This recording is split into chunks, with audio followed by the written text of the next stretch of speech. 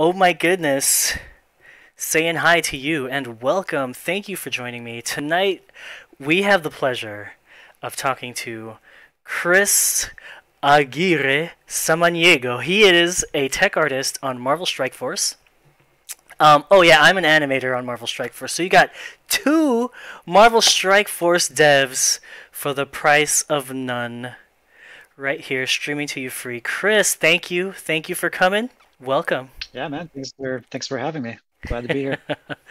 We're glad to have you here. So, tech artist, right? If there's somebody watching this stream on or checking it out on YouTube, which is much more likely, what would you say a tech artist is? Like, how would you define that? Man, there's so many definitions for this role, and the one that makes the most sense most of the time is a tech artist is the bridge between the artists and the engineers and vice versa.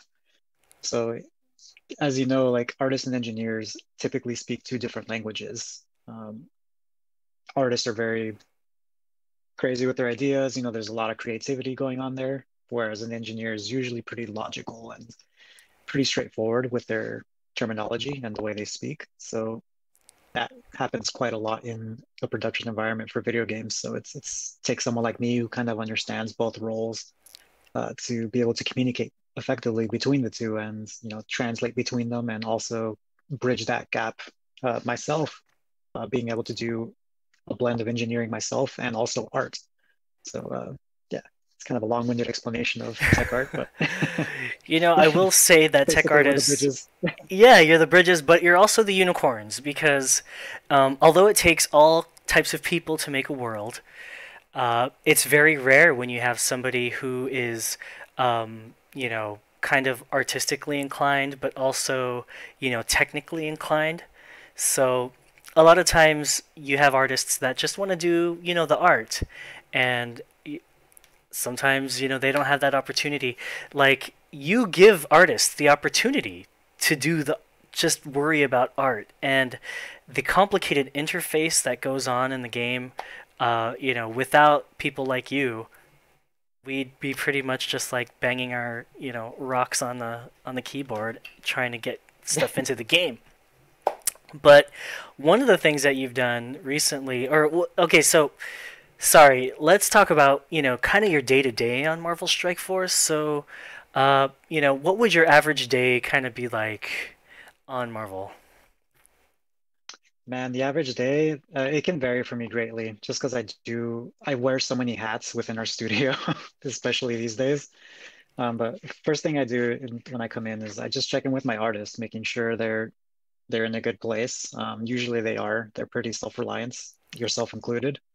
Oh, thank you. Um, and then what I'll check in with my own tasks that I have for that day, check in with producers, or we'll have our like daily stand-up. So we all get together, we talk about what we're doing that day, if we have any blockers, any challenges we're running into, stuff like that.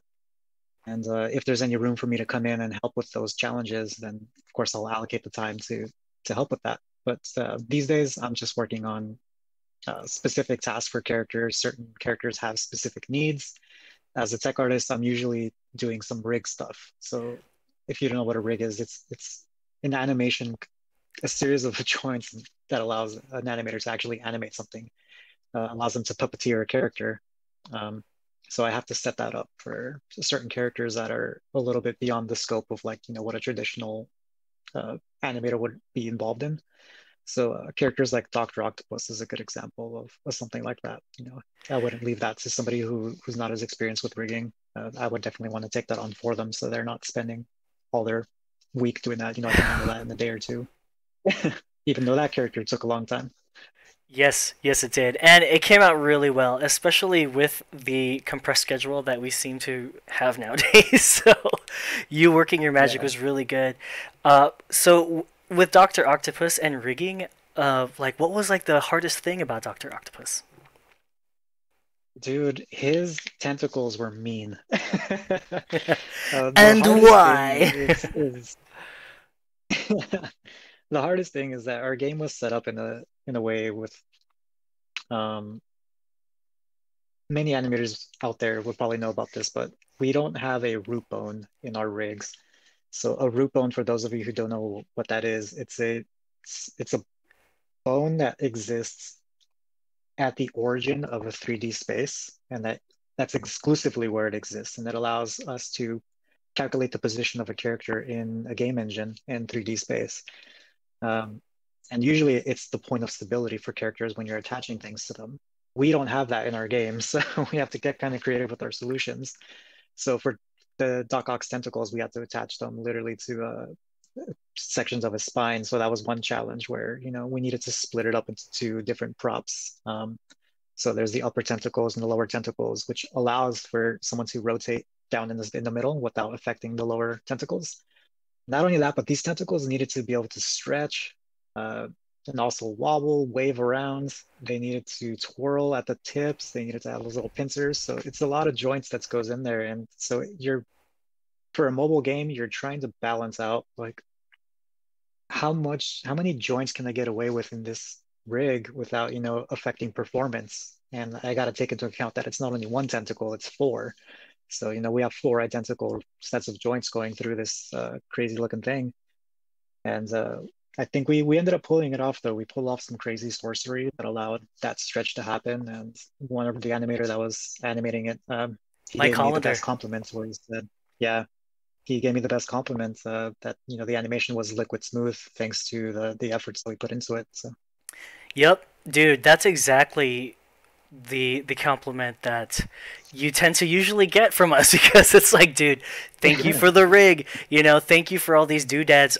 If you didn't know too, riggers usually set up like little things that help you animate, automate some things.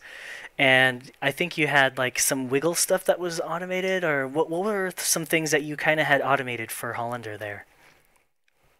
definitely the stretch. Normally that's something you kind of have to do like ring by ring along Ooh, the, that's true. the Mm-hmm. tentacle. Mm-hmm. Um, Luckily, we set it up in a way where we could calculate how far a specific piece of curve geometry was actually stretching along with the control. So it was kind of a crazy setup. We had a curve that was tied directly to the joints, but the joints wouldn't move on their own. They were dependent on how long this curve was. So I was calculating the length of this curve and dividing it by the number of joints and how far you were stretching it. So there's some crazy math shenanigans going on in the background. So And I had to connect that custom attribute that allows for like some kind of stagger because it's cool if you move it and it stretches like this, and that might be nice, but in certain animations, Hollander needed it to be a little bit more staggered. So like if he moved this control that stretches the whole tentacle just an inch, uh, it'll move an inch, but if he needed it to move at a slower pace, like let's say half, so if he moves it an inch, it moves at like half an inch for the total scale of it.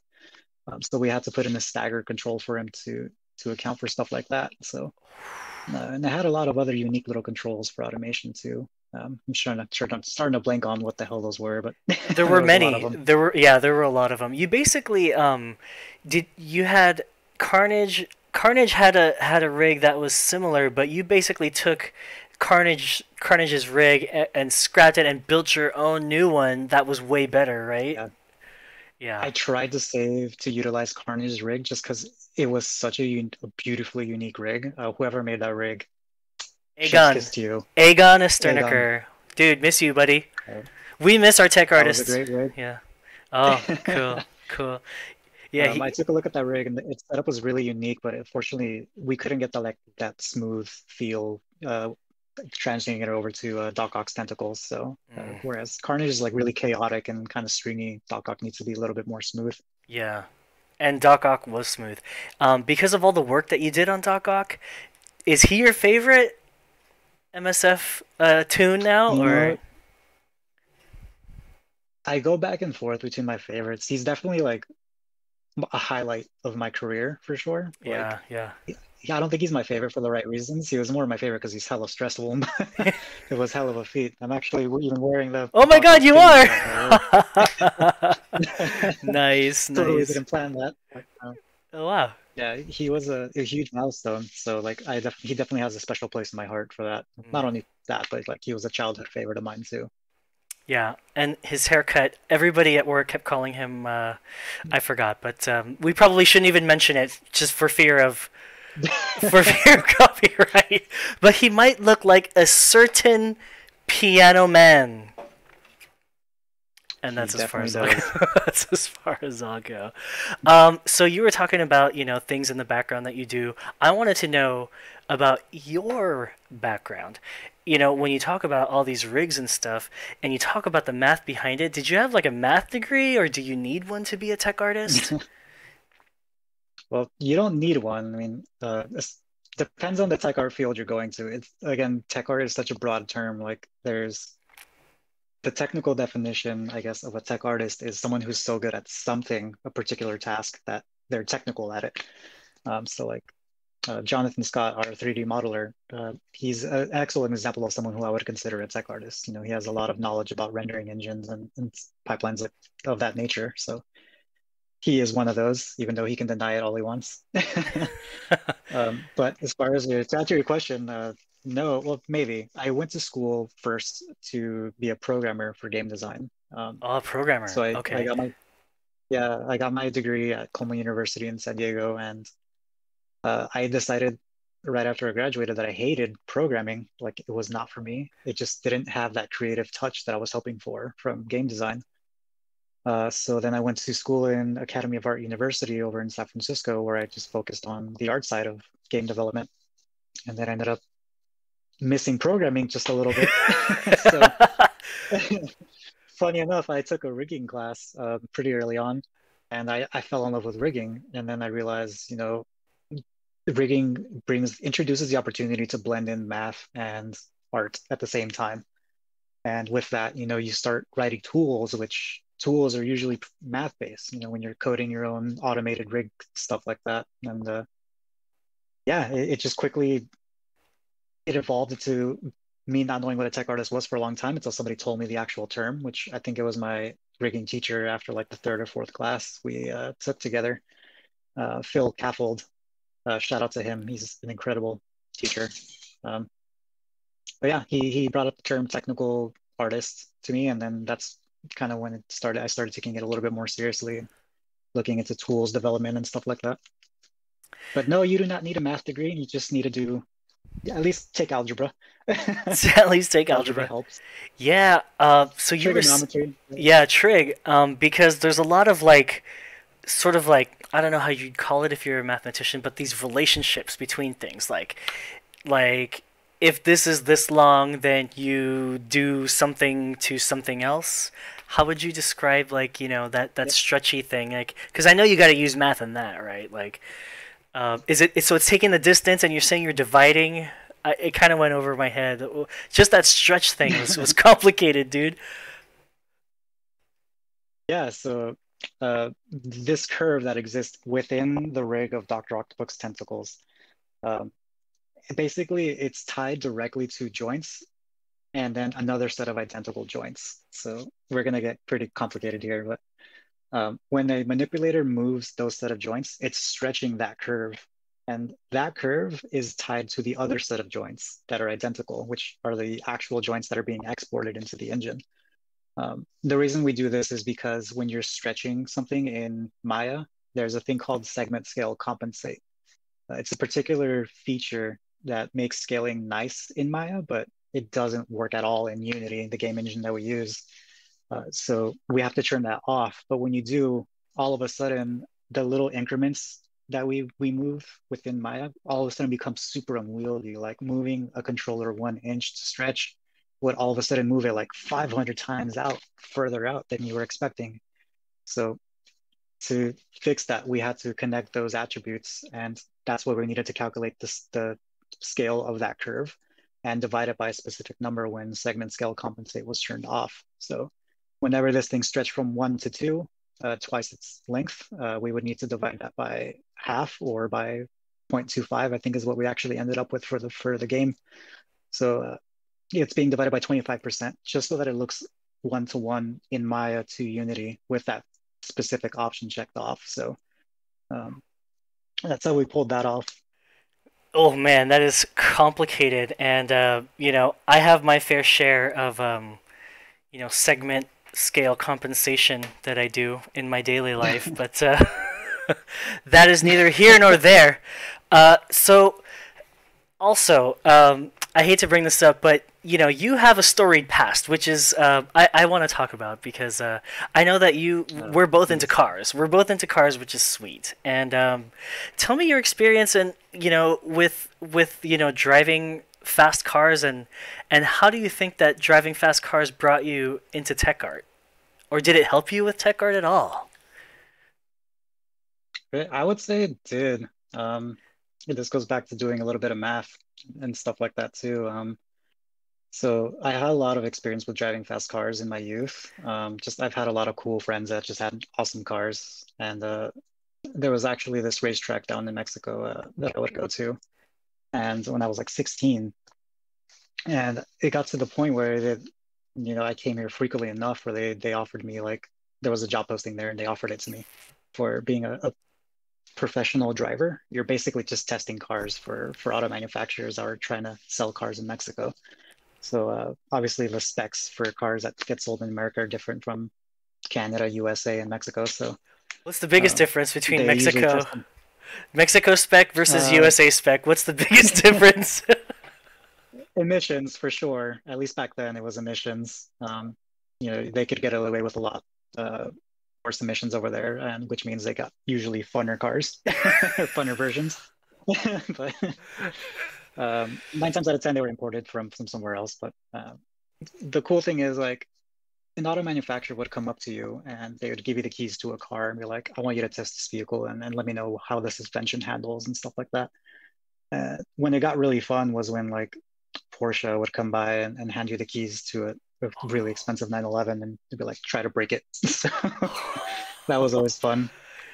Unfortunately, I flipped like 3 or 4 cars. And keep in mind, these cars are like not production ready, they're just test vehicles.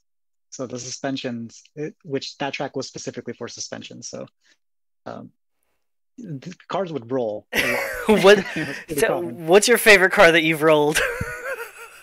It was definitely an M3. I think it was an Whoa. E36, 46. I forget which one. It wasn't the one that everybody wants, the boxy one, but it was one of those. Damn, dude, like Star Fox barrel roll and everything, like lasers bouncing Yeah, off your rolls right car. about to roll out. Oh my god, Yeah, dude. I don't How, think I told my mom this story, so she's watching this. Sorry, mom. oh no. Oh no. Probably you're safe. You're here. Thank goodness you're Yeah, safe. I'm good. How did you roll it? Like what happened? Like did you hit was there a bump or what happened and a turn I or took a turn too fast. And yeah, that it just started rolling. Dang. Yeah, like I said, it's a suspension oriented track, so like that's exclusively what they took cars there for. There was no straights really. So except at the start, but that really it wasn't even that long, so it was mostly focused on turning like crazy. Dang. Uh, dude, that. Oh, I can't believe you rolled the car. Like, you rolled three different cars, so. Uh, thank goodness for safety equipment. So that's good. Yeah, none of those had roll cages either, so I had to like crawl the hell out of it. Oh, man. Yeah, Oh, that's scary. I did that job for I did that job for 1 year and quit after I rolled my third car. So I see. it was becoming too crazy. It must have been cool as a teen, though. Like, the coolest job you could have, It was practically, as a fun. teen, yeah. To be honest, it was really fun, but yeah, not the safest job in the world.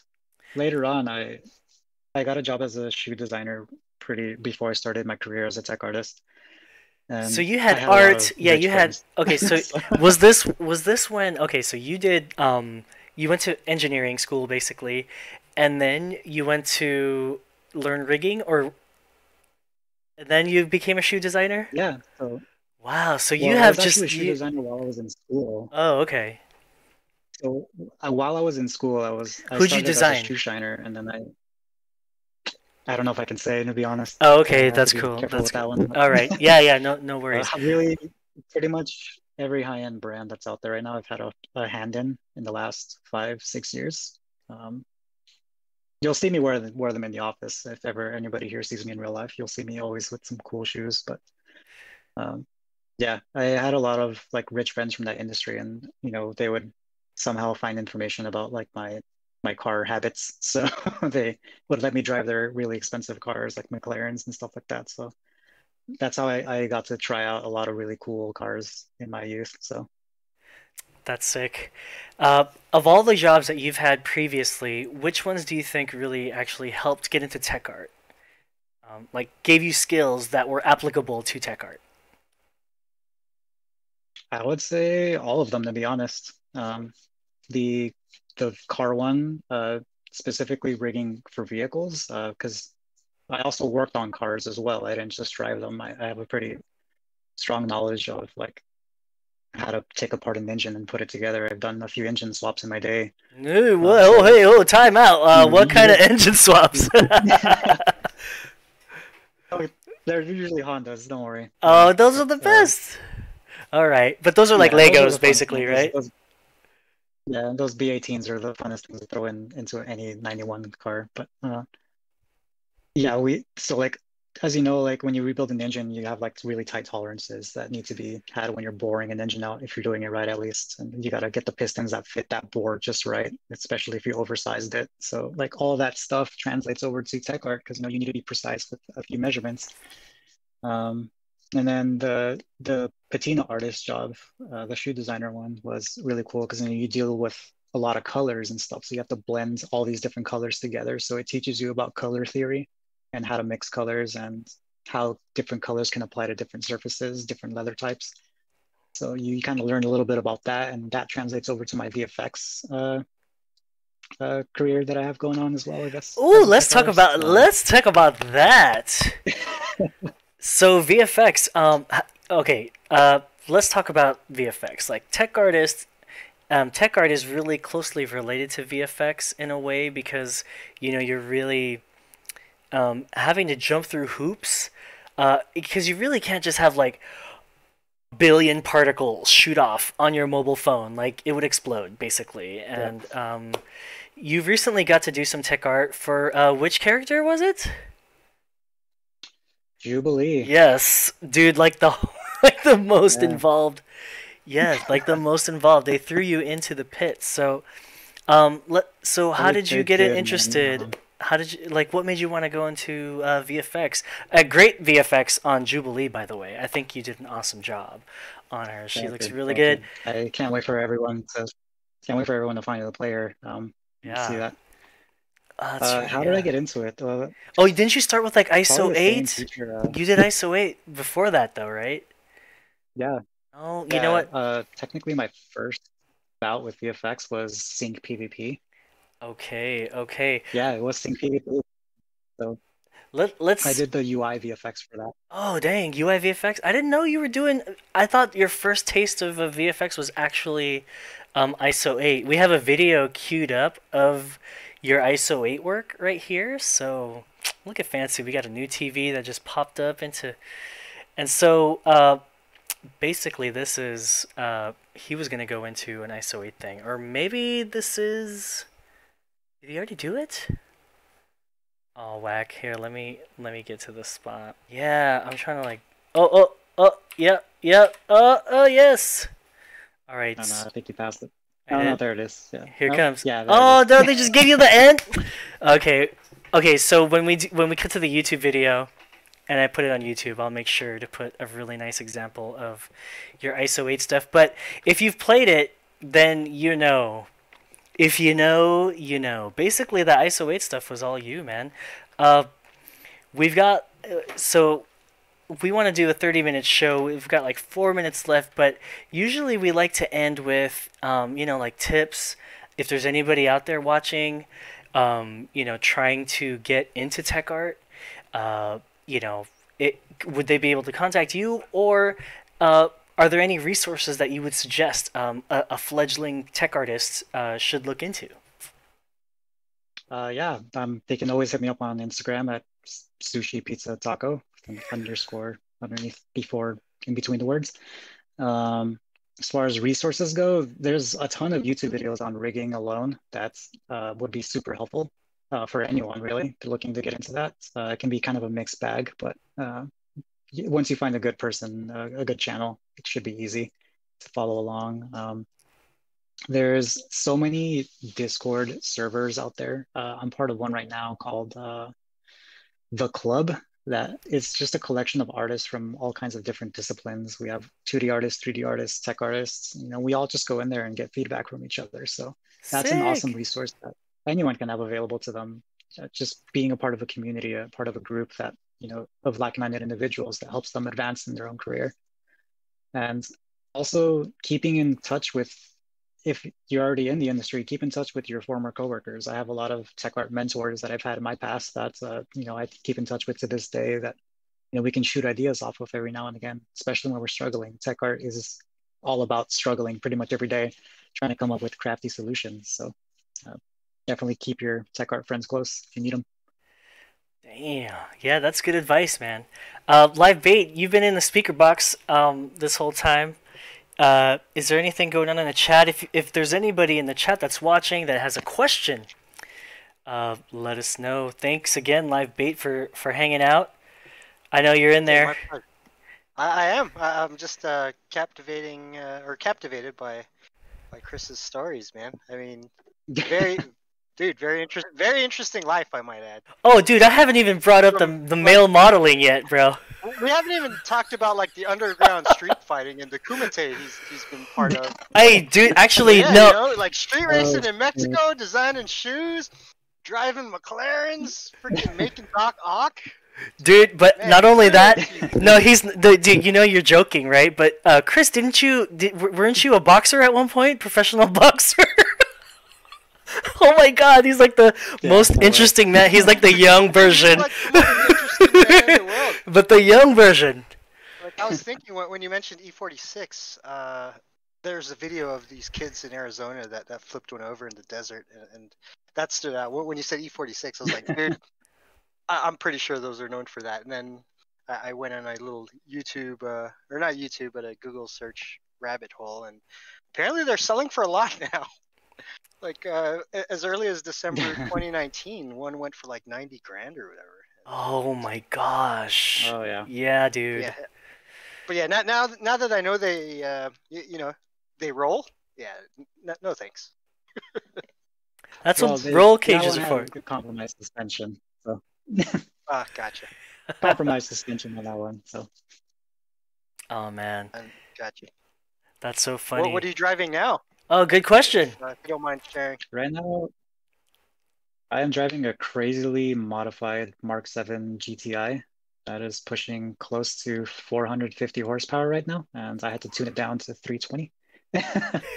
Man, just because my engine mounts are broken, so it's a little bit shaky right now. So hope to fix that soon. 6-speed manual for those of you who are curious about that. Yes, the fun version. The fun one. Yes, the fun one. That's sweet. I had a Mark IV GTI myself. You know this, but I had it for such a long time. I loved it. I love the power, and you can't beat the practicality of a hatchback. Like I forgot what generation. I think it was my Philips. I bought like this old school Philips. When HD TVs had just come out. I was at Best Buy and I was like, oh no, how am I gonna get this home, dude? Golf eats everything. Moving. Have you had to move in it? I'm sure you have, right? Yeah. I brought my entire apartment from San Francisco down here. So. In the Golf, GTI. Yeah. GTI. Yep, it all fit. They're not making Golfs anymore. Only GTIs in America. Only GTIs. Yeah. Only the fun ones. Only the fun ones. Yeah. Live Bait. You've got a few cars too, right?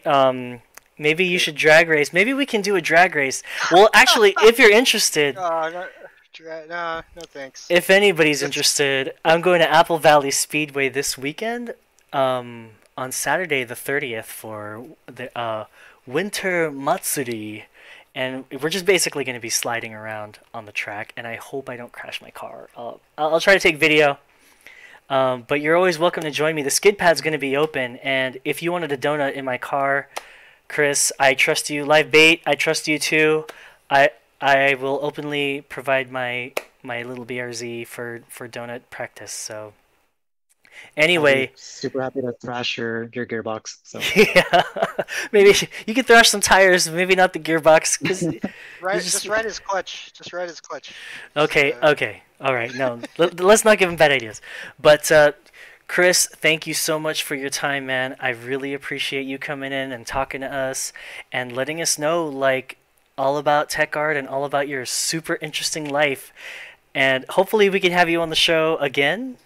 And maybe by then you'll have even more hobbies under your belt that you'll amaze us with. So thanks again. Thank you, Live Bait in the box there. TJ behind the scenes. I'm Oh My Goodness. Thank you all for watching, and I hope you had a good time. Take care. Bye-bye. Take care, everyone.